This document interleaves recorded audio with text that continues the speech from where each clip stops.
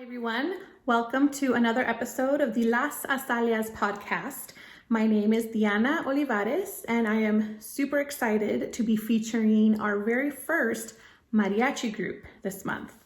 Mariachi Nuevo Mujer 2000 is comprised of extremely talented mariachi musicians who all happen to be women. Many of the members of Mariachi Nuevo Mujer 2000 were originally a part of the powerhouse all-female mariachi group Mariachi Mujer 2000, led by pioneers Marisa Orduno and Laura Sobrino. This new group is under the direction of Patricia Fernandez.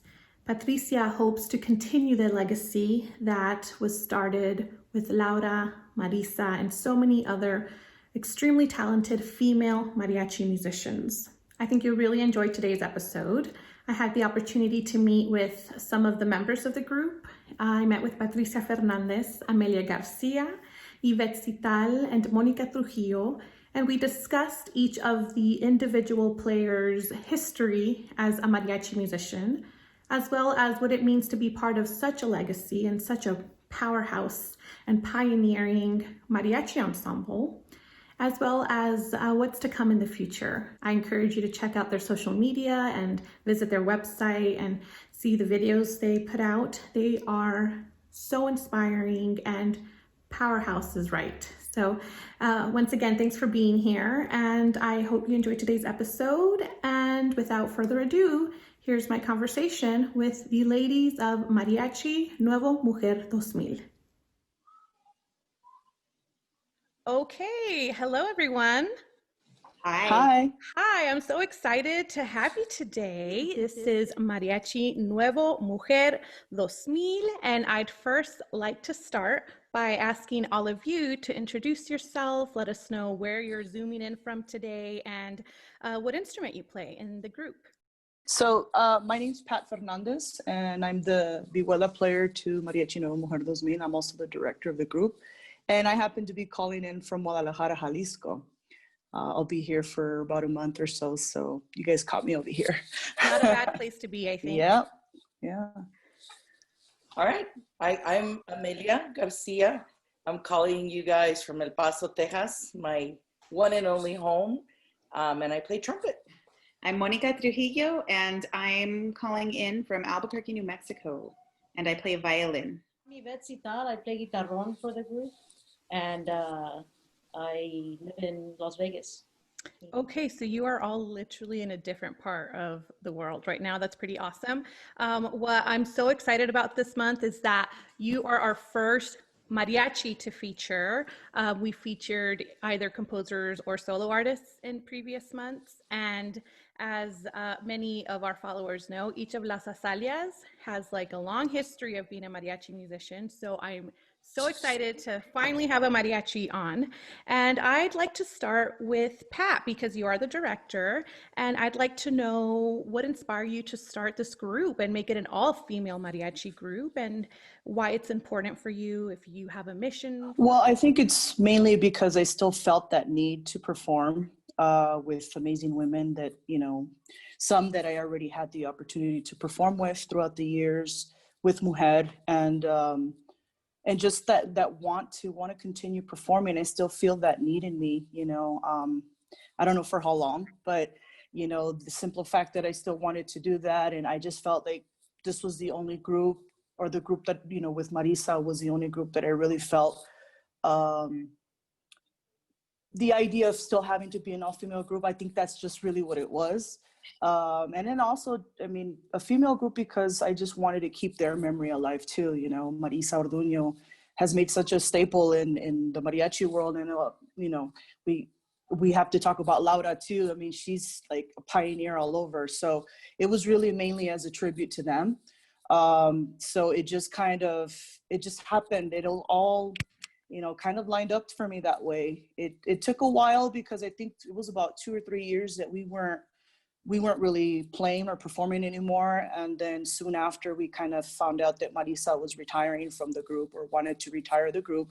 So, you know, throughout that time, I just, you know, Amelia and I, for sure, every time we would go, you know, do performances or rather instruction on, you know, Albuquerque or wherever we were, we always had people ask us, what's up with the group? You know, people that admired the group for years and wanted to hear us, even producers. So, you know, it just came about that way. And one night, I think her and I just had the conversation, and I ultimately thought that Amelia, because Amelia was around before me, would be the one to take on things. And, you know, but she's such a busy person with work, her personal life, her own group. And so it kind of just came to me, you know, and it took me a while to think things through and really decide if I wanted to take on that. And I think a year later, I decided to do it and also prepare for it mentally, because, you know, there's a lot of preparation that goes into something like that, because you also have to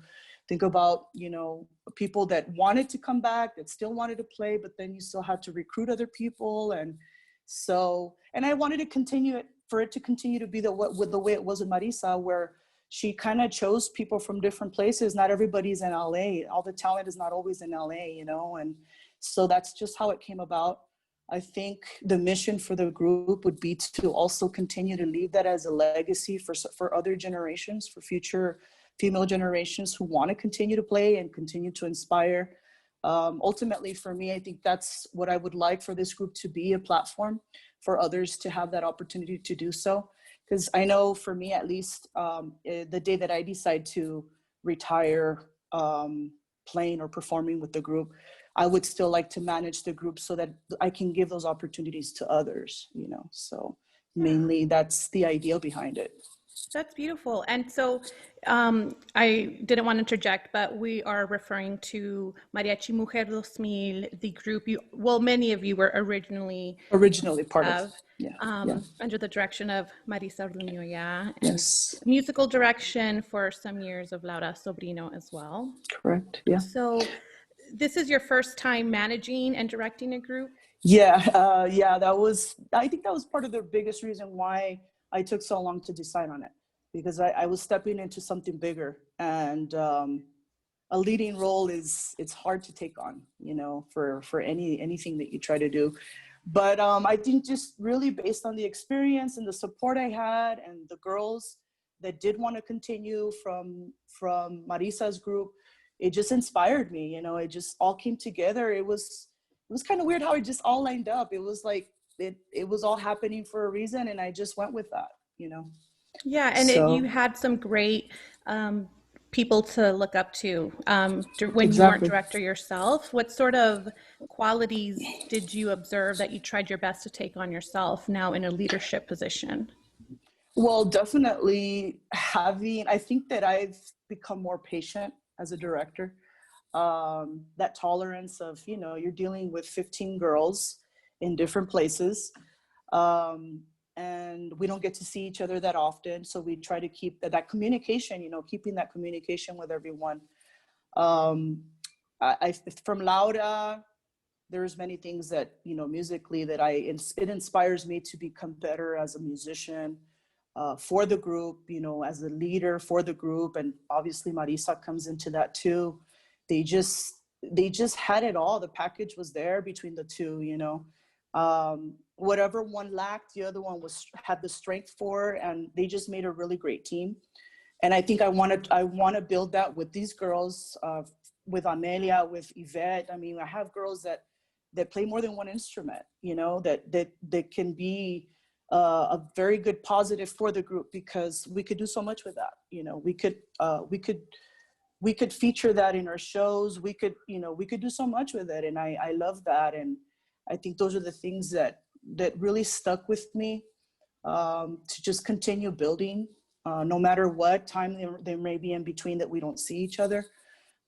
It just keeping that strength of, you know, the music. It's all about the music, you know. I think it's so beautiful to hear you talk so positively and wonderfully about former members and former directors as well, because so often females are, can be put in positions of being in competition with one another in many aspects of any workforce, really, not just in music. And it sounds and I can feel like you've got a really wonderful camaraderie, and you really have been pioneers. I've seen the most recent, I think you put out like a YouTube or a virtual Zoom sort of style video, which I will link in the blog so everyone can check that out as well.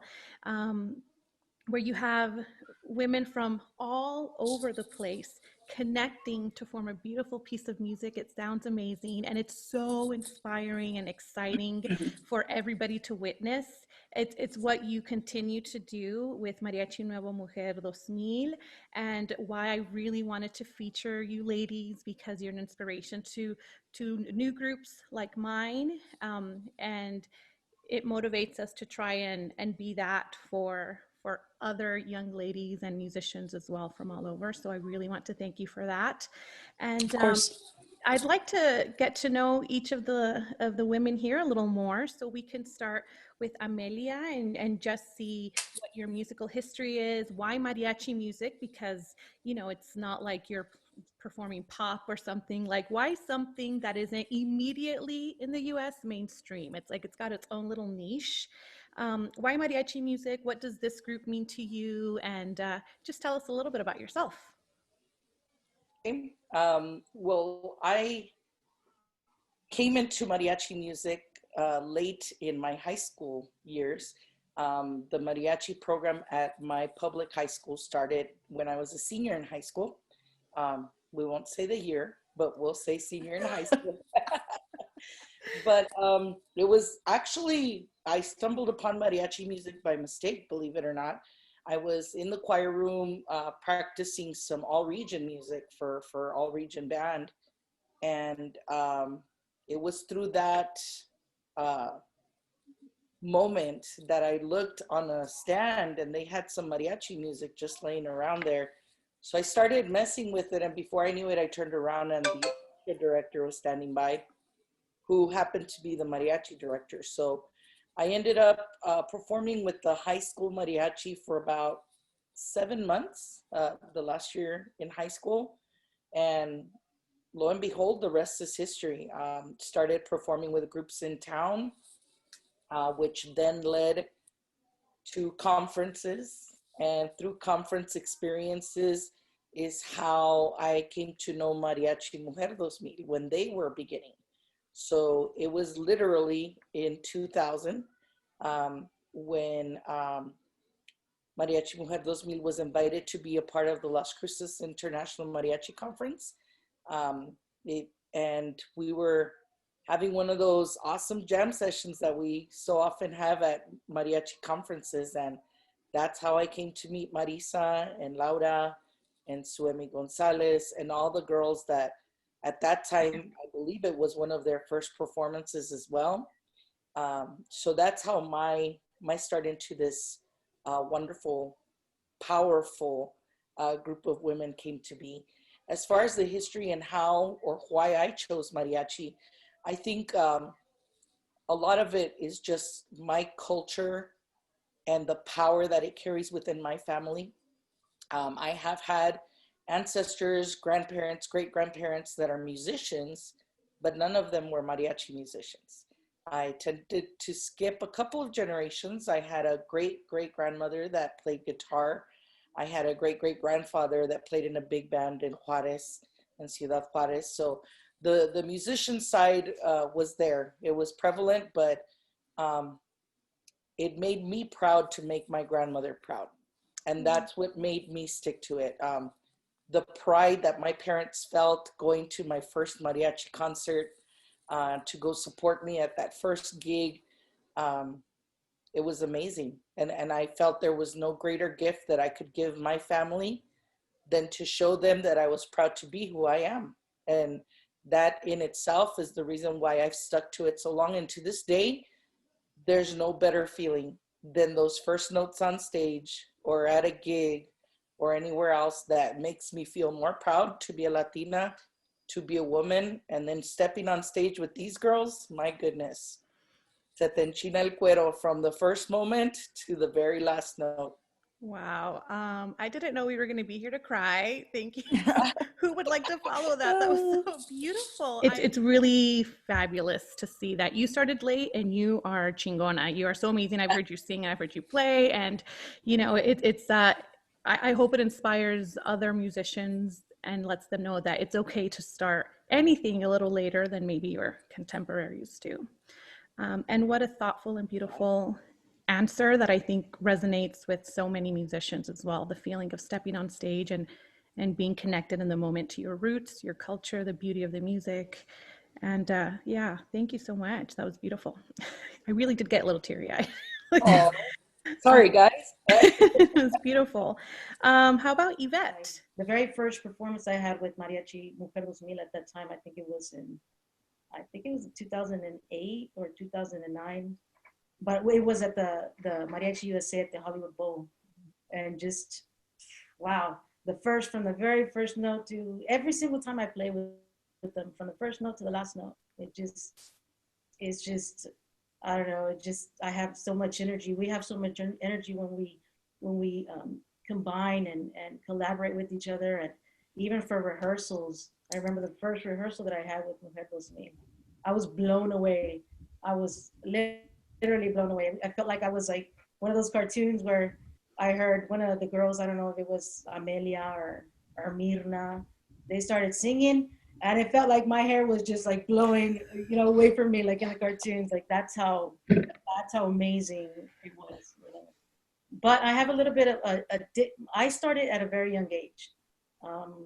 I was even before starting school, elementary. I started with the children's church choir. I learned how to play. I learned how to sing and play the guitar, and then I think it was in second grade I started. They asked my family and I to be a part of a mariachi, a brand new mariachi in a small town in Texas, South Texas, and we mainly played like Tejano music, like Little Joe, and you know. And then Juan Gabriel came about, and then I got intrigued by it. So I started studying the music, and back then we didn't have YouTube. We didn't have any of that, right? So we had to literally buy the cassette tapes. My brother and I would sit in my parents' vehicle and just listen to it and try to take out the music. And, you know, it wasn't what it is today, like, you know, with music, mariachi literature. Like now there's tons of it. And we have like to thank Laura for that, because she transcribed so much music for the mariachi genre. And just getting the opportunity to be a part of this group, like I'm truly blessed. And I met the very first time I heard Mariachi Mujer 2000 was at a conference here in Las Vegas, and I was blown away because I had never heard a female group to that caliber, you know, perform in that caliber. And I was here teaching, and all the teachers played a song, you know, for the concert. And Amelia watched me play, and she was like, "Hey, do you play guitar too?" And I'm like, "Yeah, I play guitar. That was my first instrument." And she was like, "Okay, cool. I'm gonna give Marisa your number so that, you know, we're looking for a guitar player." I'm like, "Okay, cool, awesome." And then later on, a couple weeks later, I heard from Marisa, and she came to Vegas and asked me to audition, and I auditioned, and you know, I auditioned, and it was like a temporary type of position, right? And I guess I made it through because I've been with them for a long time. And now even now, when, you know, when everything kind of finished for the era of Mariachi Mujer 2000, Pat asked me to be a part of this Nuevo Mujer 2000, and I couldn't say no. I couldn't, because I know I love to play with them. I love to practice with them. I love to comadrear with them. Like, it's just my compañeras. I love them with all my heart, and you know, I couldn't say no. So thank you, Pat. Thank you so much. No, thank you. Your talent is unique, and you know, working with Yvette was truly special. And you know, what's funny is that she reminded me, because I used to was born in El Paso as well, and but I moved very young to San Antonio, following mariachi music really. And years into that, I met Yvette, and I didn't remember her. She's the one who reminded me, because I was playing with a group out there called Mariachi Festival. and they came down from Victoria, right, Yvette? And they took classes with the group that I was in, and I don't remember that. And she, you know, she went through reminding me, and it was just like, you know, it was truly special. I just feel special how a lot of us have somehow connected before everything. You know, obviously with Amelia, I have history since we went to the same school together, the same mariachi program. So, but I'm a little younger than her.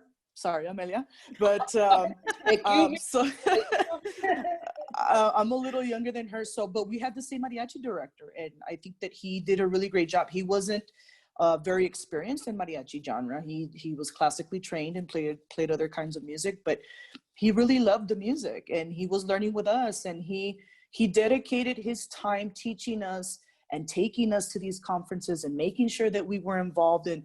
And these were the conferences that were like in El Paso, Las Cruces, Albuquerque, Tucson, and, you know, all the good stuff back in the day. This was like in 94, 93, 94, 95. You know, I was 14, 15 years old, and it just, the connection, you know, and with Amelia, we played, I think, in the professional group together a few times, and then soon after that, we ended up playing professionally in El Paso together in the same group. So we have a long history, and I just think that's a part of everything that I think is truly special, that we connect somehow down the line years before we even became Mujer 2000, you know. So at least a few of us do. I know Laura and Marisa obviously knew each other from Reina. You know, they were original Reinas, and they worked together a very long time. And, you know, we were blessed. I know, I feel I was blessed to be asked to be part of Mujer, because again, I had never heard a female mariachi group blow me away the way they did. I think the first time I got to see them live was when I was already living in San Antonio. They came down for a Mariachi USA performance that Rodri was doing at the time. I think it was a 2-day event back then. And I remember it was pouring. We made it out to the show. I was blown away from the moment they played their tema. I was just like, just shocked. I couldn't move. I couldn't talk. I couldn't even blink. I was just blown away. You know, that had never happened before with a female group. Never. I just felt like if I closed my eyes, it was like I was listening to a really prominent all-female group, you know, all-male group playing. And that's when I just felt something inside me tell me, like, you know, this is where I want to be. And then I didn't know that within that year, Amelia, you know, I don't know what happened with their vihuela player. She left suddenly, and they needed someone, and they reached out, or Amelia reached out, and she talked to Marisa, and, you know, I kind of put an audition tape together for them very quickly, and it was very, you know, it just all happened so fast. Before I knew it, I had a month to learn repertoire for their next concert, which was like a month and a half away. Wow. And then they, you know, they had a rehearsal before that. They flew me down to the rehearsal. And again, like Yvette describes, you know, it was special. You know, it was like, you knew you had to have your stuff down before you even walk through that door. I mean, having to meet, you know, be in the presence of Laura and Marisa and all the other girls and Suemi. And I feel like I'm truly blessed, you know, to have that opportunity. And it's just history from there, you know. And I'm grateful more than anything, because I think that's another reason why I feel like I have an obligation. There's a responsibility there to continue to project that sound and build that sound with new faces in the group too. You know, there's a lot of talent out there, and they're not all in the same place, you know. And I think that's why I'm not against and opposed to reaching out to people that don't live close by. And obviously the closer to California, the better, but, you know, because it gets expensive, but we make it work, you know. More than anything, all the girls, they dedicate themselves to this. They want to be, you know, in the position that they have, and that makes it a little easier for me, because yeah, having to direct 15 girls is difficult. It's challenging, but I love it. I mean, it's a learning experience for me too. Like, you know, like we spoke earlier, it's stepping into the leadership part of it is also a learning experience for me. And thank God that I have, musicians like Amelia and Yvette that do that on a regular basis with their own groups and with the school groups. We all help each other out. We have a lot of support for each other. And I think that's really special. We don't have a group where we feel like there's all, I feel like with female groups especially, sometimes you get a lot of envy, or you get people talking about each other. And, we have a good core, like trying to maintain that. At least the majority of us that come from Mujer, from Marisa and Laura's group, it was never like that in the group. We just truly bonded. We had a special connection, and, whatever we needed to say, we said it in person. And we never talked about each other, and in a negative way. We always supported each other in whatever it is we wanted to do. If somebody left because it was their time to move on, we respected it, And I think those are things that we want to carry on with the group, the legacy of both of them, because Marisa was a founder of the group. And, I feel like without Laura, she probably would have turned to one of the other musicians. But I just think Laura was truly special. I mean, she did a lot of things that a lot of women in mariachi still haven't been able to accomplish.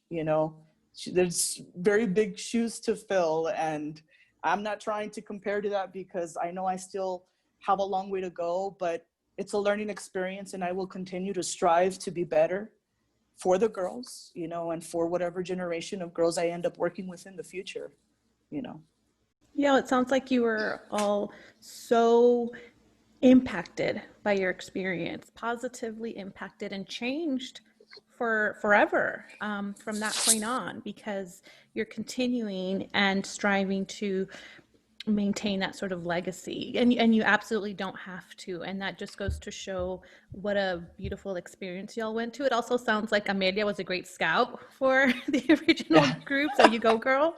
She's got the eye and the ear. Yeah, that's right. And I can also, I have an all female group. There's 5 of us, and as important as talent is and musicianship, right, I also personally prioritize the maintaining like a culture in my own group, that because we could be the best technically sound musicians together, and but still feel some sort of toxicity within meetings. And so I by far prioritize our energy within one another. I make sure if I bring in a new person, everybody is on the same page as to helping that new person feel welcome, because it can be an intimidating sort of position to be put in when you're the new person. And I can tell that you all love each other so much, and I'm just so excited to be here with you guys. Of course, absolutely. I think that more than anything, like you mentioned, talent is great, but I think more than anything, personality is a big thing. You have to fit. There's a lot of really talented people out there, but sometimes it's difficult to work with certain people, and that's truly important in any group. But do we try to maintain that? And I think that was one of Marisa's missions too. That she, as great as you may be, if you don't have the right personality and you clash with people, it's not going to work out, and that's something that I know I have to maintain as well, because it's truly important, and one of the things I know she used to talk about would be, she would say something like, and I'm sure other people think that way too, that everybody was pretty much replaceable.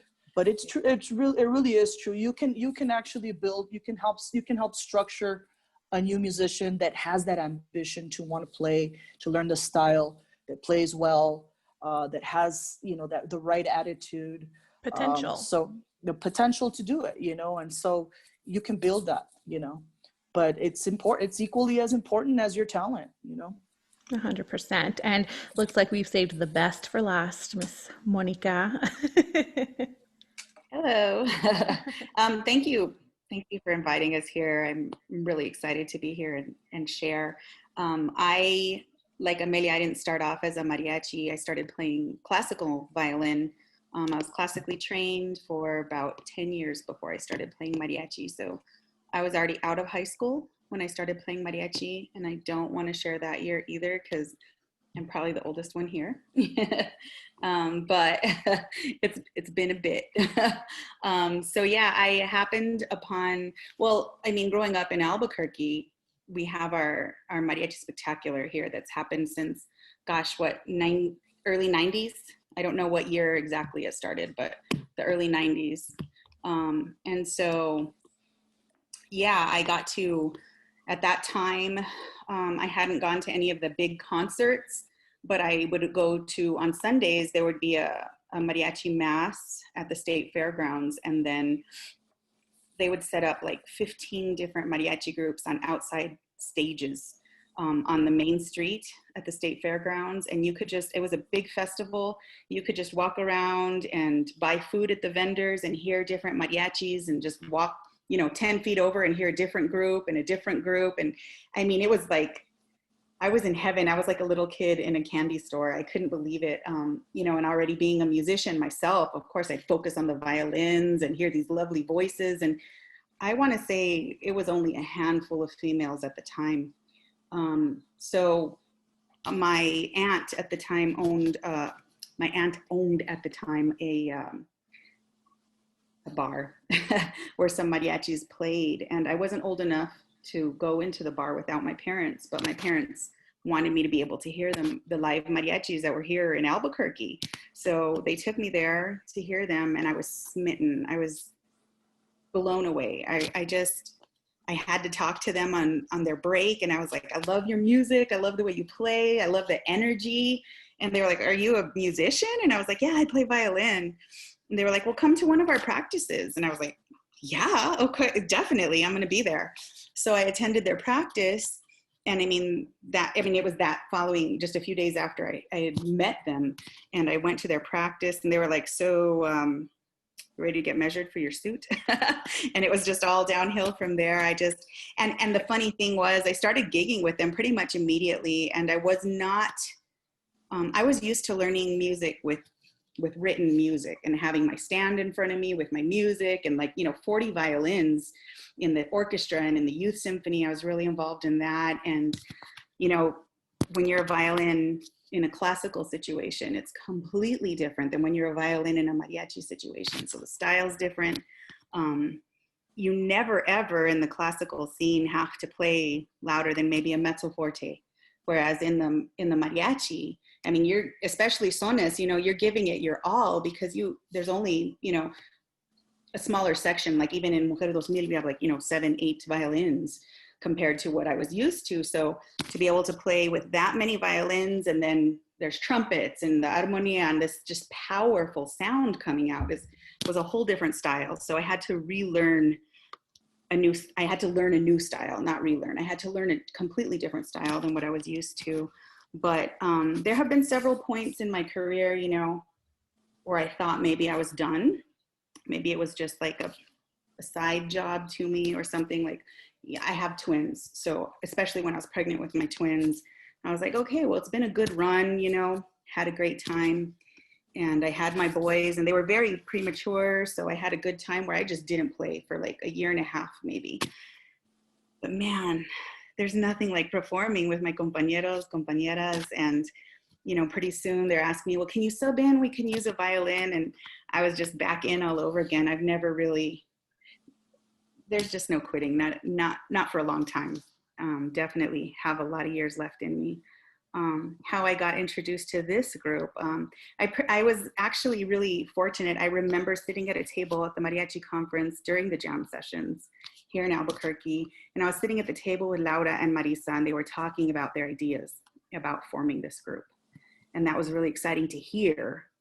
Never in a million years did I think I'd end up as a member in this group. I just thought I was a lucky observer of this magical thing that was happening. But Laura did ask me to meet the group in 2000 at the Las Cruces Mariachi Conference. We had arranged for me to travel out to Las Cruces, which is about 4 hours from Albuquerque, so I could go audition for the group. And that didn't come to fruition because my mom ended up having to have some emergency eye surgery, and I needed to be here with her. So I didn't get to, and I felt like maybe my opportunity had passed me until a couple of years ago when I opened up my messenger and there was a message from Pat like, hey, do you have some time? I'd like to talk to you. I have an idea. I'd like to bounce off of you, see what you think about it. And I mean, as soon as I knew as soon as I heard her idea and inviting me out to rehearsal in LA, I knew that I let it slip away from me once, and there was no way I could let that happen again. And I mean, without a doubt, it's an honor. It's a very humbling experience. Like the ladies have mentioned, just being at a rehearsal, there's this chemistry with this group of women. And I also have to point out, yes, every single member brings it to our rehearsals, to our performances. I mean, there's immense amount of talent, musical talent. But on top of that, man, this group of women is so accomplished. Like everybody has their different accomplishments and just all these different parts of their lives where they're just amazingly successful. And to be a part of that is definitely humbling. So thank you, ladies, for bringing me in. It still happened like it presented itself to you down the road, like it was always meant to. Right. It's so beautiful. Oh, wow. So I am so curious, Pat, like just because I'm a director, but I've got all my girls that live within like a 10-mile radius. How are you doing this with so many people spread out across different states and at this point countries, since you're in Mexico right now? Yeah, I mean, I live in LA, I reside in LA, which helps a lot because, you know, I'm not too far from Vegas, and about half of us, about five or six of the girls are in Southern California. But, you know, I just think a lot of communication and constantly bugging people. I feel like I'm like, you know, I have to bug some of the girls sometimes, and I'm constantly doing it. But because it's important for me to at least get some kind of confirmation from everyone so that I can move forward on my plans and what it is I have in mind that I want to do, or if there's, you know, attire measurements or something I need from them. It's just, you know, having that open communication, and it helps a lot that some of the girls are just so prompt and you know, yeah, everybody's busy, everybody has a job, everybody has, you know, some of the girls have kids, everybody has something they do, you know, on a daily basis. And I think a few of us still, you know, we still work on the weekends too, so it's always busy, you know. But we have a few group chats, WhatsApp, we do Facebook chats, we've actually have a chat on Messenger, well, mostly WhatsApp, and then we text each other, email, whatever is necessary. If I have to make a phone call, I will, you know, but sometimes it doesn't have to lead to that. The girls are pretty good about getting back to me. It also helps to have a core from the group, you know, like, you know, these girls that I, you know, decided to invite to do the podcast, are pretty much my go-to girls. They help me, like Monica recently started helping me, and Amelia does too, for the social media of the group. I don't do much social media myself personally anymore, so they, you know, they kind of took upon that, and that helps a lot, you know, because having that engagement with the public or people that are fans is important, you know. Keeping up the website and everything. Yvette is the one that kind of helps me more with the music side of it. So we stay in touch. We have to stay in touch, you know, to put some of the ideas down together. If I hear a song that I'm interested in doing that I think hasn't really been heard, you know, it's all for the girls. It's all because I feel like there's a vision, you know, and I want to keep that vision. And a lot of them, the majority of the group, I think everybody really, they support that, you know, and they keep up with that. And it's really just discipline. I mean, if you want to be somewhere, you show it, you know, and it doesn't make the director, it doesn't make it that hard for the director to communicate or to, you know, to reach out and have certain things done when they need to be done. And, you know, it's hard. It is challenging. It's like anything else because there's a lot of us, but I wouldn't want it any other way. I think that the balance that we have in the group musically is just what I expected it to be. I'm not sure if when Marisa had it, she had a 15-piece before. I think we're a little bit bigger than Marisa ever had, but I know with just working with Marisa when I was under her and seeing that stress and, you know, because again, we all share a friendship, you know, we're not just compañeras, we're also friends. So I still keep in touch with Marisa, you know, all the time, and she checks in and, you know, we talk about the group, and it's just great to have her have someone to give me that experience, you know, and to pick her brain sometimes. And, you know, but I see now the, you know, the stuff that she would go through, and I'm trying to manage myself a specific way so that I can control not having a lot of stress on me, so that you know, that I can perform and, you know, keep up with things the way that I need to for the group, you know. And sometimes I have some of the girls remind me, hey, you forgot to do this, or hey, you know, it's a lot, you know. So it does help to have a few of them to check me, you know. Like I said, it's a learning experience for me, so I wouldn't have anything without them. This wouldn't be a group without all of them, you know. Everybody holds a piece to the group, and I think it's truly special. I mean, I think some of the girls that weren't in Mujer before, I had already seen in a couple of conferences, and it took me about a year and a half to reach out, but I kind of knew what I was looking for, you know, the whole package pretty much. But I like Yvette. I really truly respect Yvette a lot, because she plays everything, you know. She's gonna be, you know, I've given her that liberty to say, hey, you want to write for the group? Let's do it. We want to keep that tradition that Laura and Marisa had, that it really didn't take a male director to direct the group, or, you know, yeah, they were open to having other people write arrangements for the group, because Laura loved other people's arrangements, and I've been open to that too. But primarily, we would like to eventually be the ones producing our own music, originals, covers, whatever it is that we like for the group. We want to be able to produce that within the group, you know, right for the girls. And, you know, I'm on that path too, that, you know, like I said, it's not going to be something that we can fill, because Marisa and Laura left a great legacy, you know, and I don't compare myself to them, because I just feel like they're just people that I admire so much and I respect. And I'm just grateful that I had that opportunity to work with them.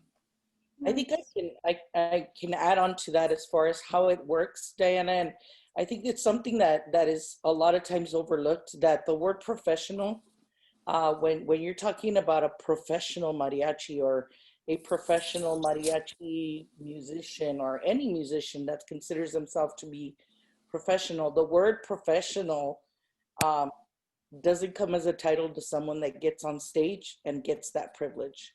I think the word professional, like she said, is encompassing so many different aspects. When you take the ability, the responsibility, and the vulnerability to be that musician that you want to cultivate, then that makes you individually a professional. So I think that it's important that we acknowledge every woman who is a part of a professional ensemble, because it takes true grit. It takes a lot of respect for oneself and for one's craft. And I think that in itself is what makes this group work, because you'll see us mounting an entire show virtually, recordings, partituras, you name it, and then 2 days straight of nonstop rehearsal. And that's what the public sees on stage. For that to even remotely be able to happen, and that chemistry to still be felt to some extent, is a testament to the professionalism of every single person in the group. So my hat's off not only to the females in this group, but to any female in any professional group, because it takes a lot, like you said, not only as a director, but as a member of the group, to have that level of respect, not only for yourself, but for the people that surround you. And that, to me, is truly what it means to be a professional musician, because it does take that level of respect to make it work. I think too, building off of that concept, now's a really special time to be part of an all-female group. I think that more than ever, females are being accepted in all aspects of life. I mean, women are starting to get more respect just in general. The climate is changing, the tides are changing, not just in our country, but I think in the world. And just to have, I mean, just even in my own experience, I remember the first time I got to play at that Plaza Garibaldi, like I was telling you, where they have all the different groups playing on stage. I remember that I was performing with a group there, a local group here in Albuquerque, and there was a young man, probably late teens, that was watching like my playing. I could see him like watching my fingers, watching my bowing, and I had a solo. And so I went and I kind of played like towards him. You know, you interact with the audience. I saw that he was engaged, and I went to play towards him, and he talked to me afterwards, and he was like, man, he was like, I gotta tell you, that solo was great. Like, you play really well for a girl. And man, talk about the gut punch. I was like so like, oh, this is cool, you know, like, thank you. Oh, for a girl. All right, well, cool. Nice to meet you. Thank you. Just kind of left with that experience, but I obviously have never forgotten that. And that was a good, 20 some odd years ago. And now transition to my very first time performing with Mujer 2000, and we were at the Hollywood Bowl.